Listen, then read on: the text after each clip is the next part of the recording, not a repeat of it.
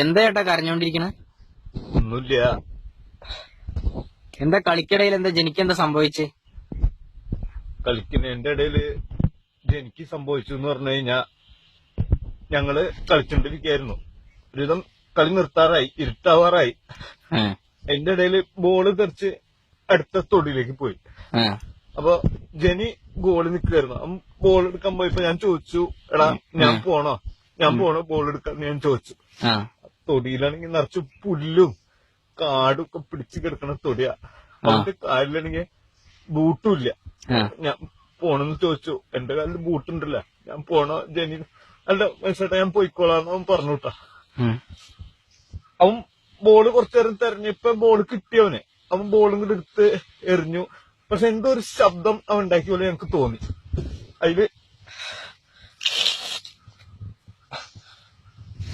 എങ്ങനെ ഇമോഷണൽ ആവേണ്ട എന്താ കാര്യം ഇപ്പൊ? അതില് ബോൾ അവൻ എടുത്തെറിഞ്ഞു. എന്തോ ഞൊണ്ടി വരണ പോലെ ഞങ്ങക്ക് തോന്നി. അതില് ഞാൻ എന്താടാ എന്ന് ചോദിച്ചപ്പോ ഒന്നുമില്ല മനസ്സിലായിട്ടാന്ന് പറയുകയും ചെയ്തു കേട്ടാ. പിന്നെ നോക്കുമ്പോ അവൻ ഇടയിൽ കളി നിർത്തിയിട്ട് കിണറിന്റെ അവിടേക്ക് ഇങ്ങനെ ഞൊണ്ടി നടന്നു പോണുണ്ട്. അതിൽ ഞങ്ങൾക്കൊക്കെ എന്തോ ഒരു എന്താടാന്ന് ഞങ്ങളെല്ലാരും ചോദിച്ചു. അപ്പൊ ഒന്നുമില്ലാന്ന് പറയുകയും ചെയ്തു. അതില് ഞങ്ങള് കിണറിന്റെ അവിടെ പോയി നോക്കുമ്പോ അവന്റെ കാലില് എനിക്ക് സംഭവിക്കേണ്ടതാ. ഞാൻ ബോൾ എടുക്കാൻ പോവാന്ന് പറഞ്ഞ. എങ്ങനെ കരയണ്ടേട്ടാ? എന്താ കാര്യം എന്തായാലും പറയേട്ടാ. എന്റെ വീട്ടുകാരറിഞ്ഞ എന്താ സംഭവിച്ച? അതില് ഞങ്ങള് കിണറിന്റെ അവിടെ ചെല്ലുമ്പോ അവൻ കിണറിന്റെ നിലത്ത്. അവന്റെ കാലില് ഞങ്ങള് നോക്കുമ്പോ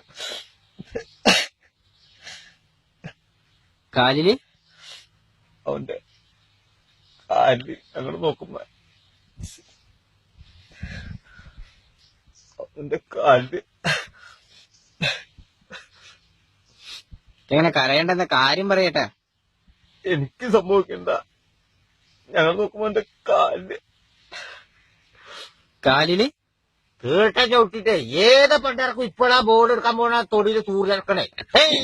ഏത് ചെക്കന്മാരത് ചെയ്തർക്ക്? അല്ല ഈ ഒന്ന് ആലോചിച്ചേക്കാം. എത്ര പിള്ളേര് കളിക്കണ ഗ്രൗണ്ടല്ലേ? ഏത് പണ്ടാർക്കും ഇപ്പൊ ഇവിടെ വന്ന് ഈ തൂറിന് ആ ചെക്കന്റെ കാലിൽ നിറച്ചുമ്പോഴെങ്ങനെ അയ്യോ ഇത് ഈ കേക്കത് ആ ചെക്കൻ പറഞ്ഞ് ഞൊണ്ടി കാര്യം എടുക്കാൻ പോയതാണതേ. അത് ശരി, അപ്പൊ അതറിയില്ലേ? പിന്നെ അപ്പൊ ഏട്ടാ എന്താ വീട്ടുകാരുടെ കാര്യം പറഞ്ഞത്? വീട്ടുകാരറിഞ്ഞാന്ന് പറഞ്ഞത് വീട്ടൻ ചവിട്ടിന് കാര്യം കണ്ട ഏതെങ്കിലും വീട്ടുകാർ വീട്ടിൽ വെച്ചു, അല്ലാണ്ട് വേറൊന്നല്ല. എന്നാൽ ഈ ഒന്ന് ആലോചിച്ചേക്ക, വീട്ടൻ ചവിട്ടിയാ ചെക്കൻ ഇങ്ങനെ കിടന്നു അരയ്ക്കും. അയ്യോ കെറ്റുവക്കത്തിൽ നിന്ന് കാലിറക്കിയിരുന്നില്ലേ? നോക്കുമ്പോ ശരി എന്നാ.